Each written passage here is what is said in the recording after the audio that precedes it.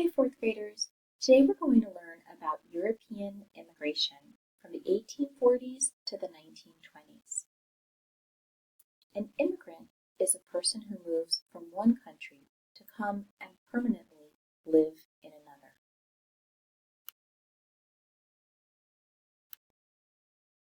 As we read across the documents in these slides, think about push factors. Why did this group of people leave their country? And pull factors.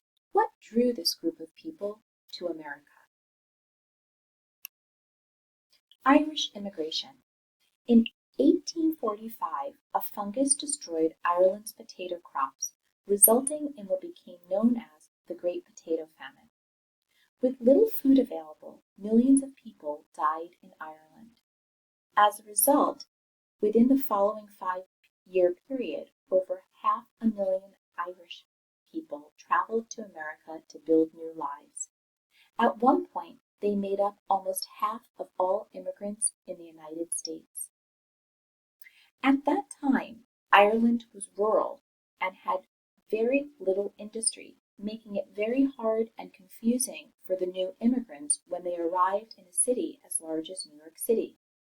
Many of the immigrants were starving and penniless when they stepped off the ships from Ireland.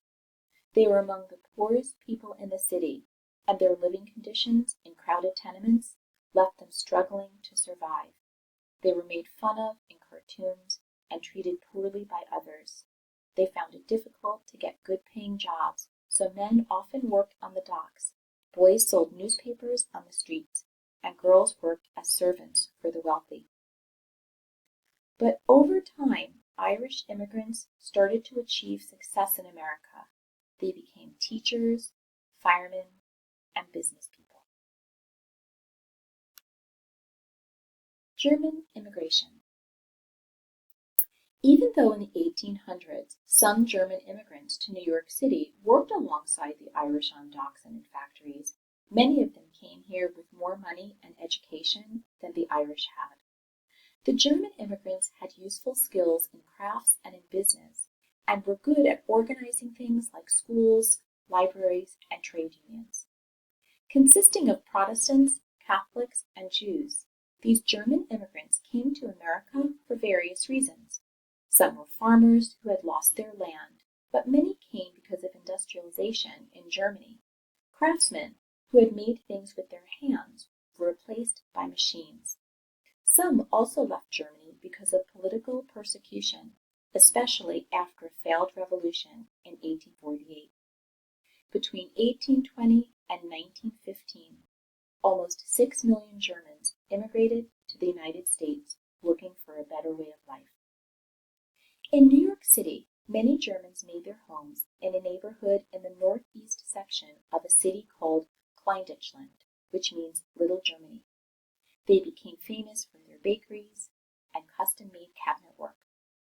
At one point in the 1890s, German immigrant musicians made up almost the entire New York Philharmonic Orchestra.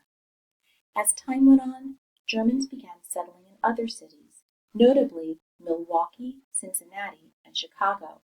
Besides becoming highly respected craftsmen in these cities, they also helped to develop a successful brewing industry. By the end of the First World War, college-educated Germans had careers in the oil and chemical industries as well. European Jewish immigration. Of all the ethnic and national groups that lived under the rule of the Russian Tsars, the Eastern European Jews had long been the most isolated. They endured the harshest treatment. Eastern European Jews were socially and physically segregated, locked into urban ghettos, or restricted to small villages called shlets, barred from almost all means of making a living, and subject to random attacks by non-Jewish neighbors or imperial officials. In the 1880s, however, the Jewish communities of Eastern Europe were overwhelmed by a wave of state-sponsored murder and destruction. Hundreds of Jewish villages and neighborhoods were burned by rampaging mobs, and thousands of Jews were slaughtered by Russian soldiers and peasants. The cry "to America" spread across Eastern Europe and launched a massive human migration. All in all, between 1880 and 1924, when the U.S. Congress cut immigration back severely, it is estimated that as many as 3 million Eastern European Jews came to the U.S. Many of the other immigrants of the turn of the 20th century came to the U.S. as sojourners, planning to stay for a while, earn a nest egg, and return to their homeland.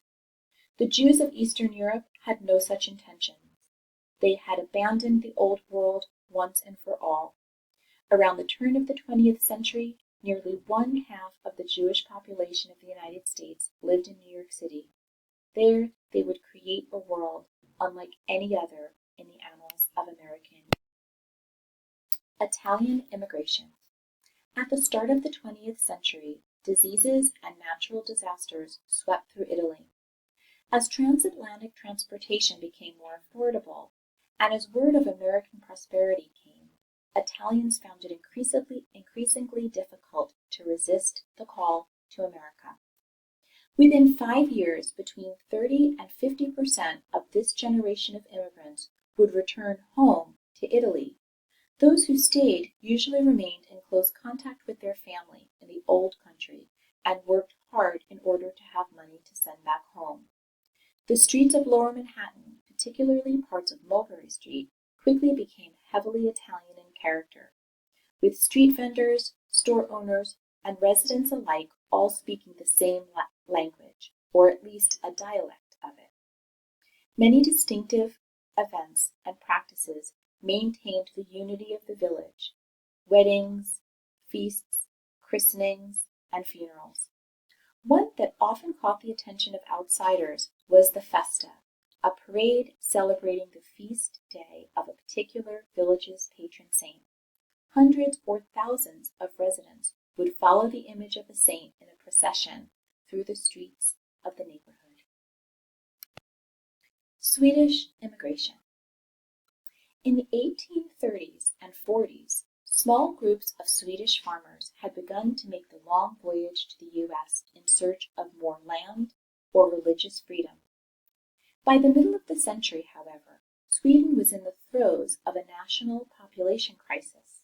The small country's population had doubled from 1750 to 1850 and was still growing. Tillable land became more and more scarce, and famine swept the nation, killing 22 out of every 1,000 Swedes. 150,000 traveled to the United States, 100,000 of whom came in just 5 years between 1868 and 1873.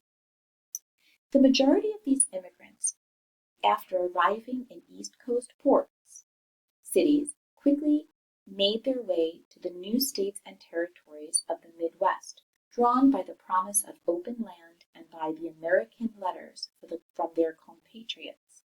In addition, many immigrants were aggressively recruited by representatives of U.S. steamship lines and railroad companies, as well as by local governments seeking new settlers for remote parts of the country. Hard labor aside, by the end of the century, Swedish immigrants had fanned out across the wheat belt of the United States, working largely as farmers, but also finding work in mining, on railroads, and in urban trades and professions.